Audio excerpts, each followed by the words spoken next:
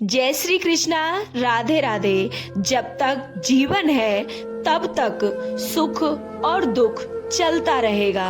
हम इंसानों की एक आदत होती है, हमें स्वयं को दुखी और दूसरों को अपने से ज़्यादा सुखी समझते हैं, जबकि सच तो यह है कि भगवान ने सभी को अपने अपने हिस्से के सुख और दुख दोनों दिए हैं। सुख और दुख भी ऐसे ही उभय संयोग हैं। यह सर्वत्र ना सुख है और ना ही दुख है, दोनों समान रूप से विद्यमान हैं। ऐसे में एक स्थिति भली और दूसरी स्थिति हे लगती है। सुख सभी चाहते हैं और दुख को सर्वथा त्याज्य समझते हैं, किंतु यदि विचार पूर्वक देखा जाए तो दोनों ही उपयोगी और आवश्यक प्रतीत होते हैं। धनात्मक और ऋणात्मक विद्युत धाराओं के संयोग से जैसे प्रकाश का उदय होता है, ठीक उसी प्रकार वैसे ही जीवन को गतिमान बनाए रखने के लिए सुख भी आवश्यक है और दुख भी आवश्यक है। और ठीक इसी तरह की है हमारी ये आज की कहानी। बात उन दिनों की है जब महात्मा बुद्ध विश्व में भ्रमण करते हुए लोगों को ज्ञान बांटा करते थे और बौद्ध धर्म का प्रचार भी किया करते थे।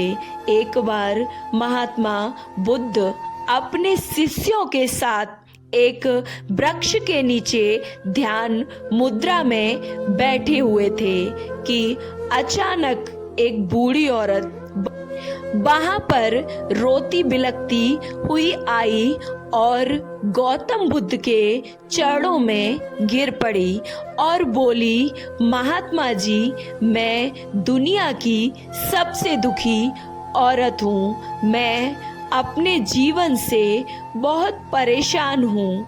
मुझे अपने जीवन में बहुत कष्ट मिले हैं। मुझे अब कुछ समझ नहीं आ रहा है। महात्मा बुद्ध अब पूछते हैं, क्या हुआ? आप क्यों दुखी हो? उस बूढ़ी औरत ने कहा, भगवान, मेरा एक ही पुत्र था जो कि मेरे बुढ़ापे का एकमात्र सहारा था, लेकिन कल रात्रि को उसे तेज बुखार से उसकी मृत्यु हो गई। उसके बाद मेरे ऊपर दुखों का मानो पहाड़ी टूट पड़ा है। मैं बहुत दुखी हूँ। ईश्वर ने मेरे साथ ऐसा क्यों किया? अब मैं किसके सहारे जीऊंगी? तब महात्मा बुद्ध बोले, हे माता, मैं आपके दुख को समझ सकता हूँ।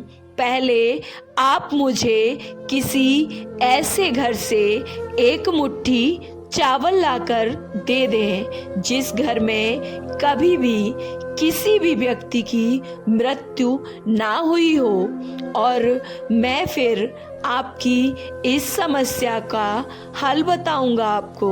आपकी सारी समस्याएं आज से समाप्त कर दूंगा।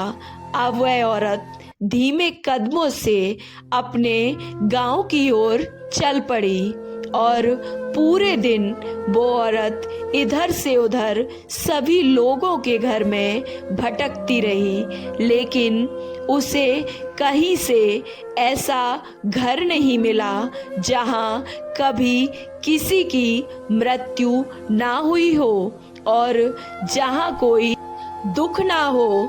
और हर कोई देखा उसने अपने दुखों से ही परेशान था। उसके पास अपनी एक अलग ही समस्या थी। सभी अपनी समस्याओं से परेशान दिखे। अब शाम को वह औरत फिर से महात्मा बुद्ध के पास पहुंची। औरत को खाली हाथ लौटकर आता देखकर बुद्ध ने कहा, हे माता, क्या हुआ? आप खाली हाथ क्यों लौटी हैं? अब उस बूढ़ी औरत ने महात्मा बुद्ध से कहा, महात्मा जी, मैंने पूरे गांव में घूम आई हूँ, लेकिन मुझे अभी तक कोई भी ऐसा घर नहीं मिला जहाँ पर किसी की मृत्यु ना हुई हो। सभी लोग अपनी अपनी समस्याओं से पीड़ित हैं। सभी लोगों के पास अपना अलग ही दुख था। अब गौतम बुद्ध, माता जी, यही बात तो मैं आपको बताना चाहता था कि इस दुनिया में हर कोई दुखी है। सबके पास अपना अलग दुख है। अलग दुख का एक कारण है। आप ये मत सोचिए कि भगवान ने आपके साथ कुछ गलत किया है, जबकि भगवान ने सभी के साथ न्याय ही किया है। जब तक मनुष्य जीवन है, सुख दुख तो चलता ही रहेगा। जैसे दिन के बाद रात जरूर आती है और ठीक वैसे ही रात के बाद दिन जरूर आता है। वैसे ही सुख के बाद दुख आएगा और दुख के बाद सुख आएगा। सुख और दुख जीवन के महत्वपूर्ण अंग हैं। केवल वही इंसान दुख से बच सकता है जिसे सुख की कोई भी चाह ना हो। महात्मा बुद्ध का ये प्रेरक प्रसंग दिल में एक गहरी सी छाप छोड़ता है। जब भी आप दुखी हो तो ये कभी ना सोचें कि भगवान ने मेरे साथ ऐसा क्यों किया, क्योंकि शायद आप नहीं जानते हैं कि इस दुनिया में आपसे भी कहीं ज़्यादा दुखी लोग भी रहते हैं और अपनी समस्याओं से भी और बड़ी बड़ी समस्याएं लोगों के पास हैं। दुख तो जीवन का एक हिस्सा है। आप उनको छोड़ ही नहीं सकते और आप किसी भी समस्या से हारे नहीं, डरे नहीं, घबराए नहीं। अंधेरी रात के बाद हमेशा सूर्योदय जरूर होता है। ये प्रकृति का एक नियम है। आपके भी दुख एक दिन जरूर खत्म हो जाएंगे और फिर से सुखमय मुस्कुराता हुआ सूर्योदय होगा।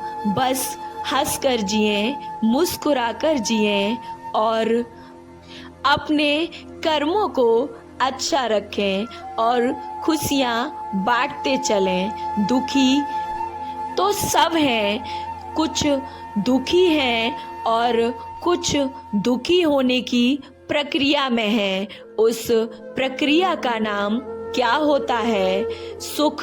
सुख क्या है?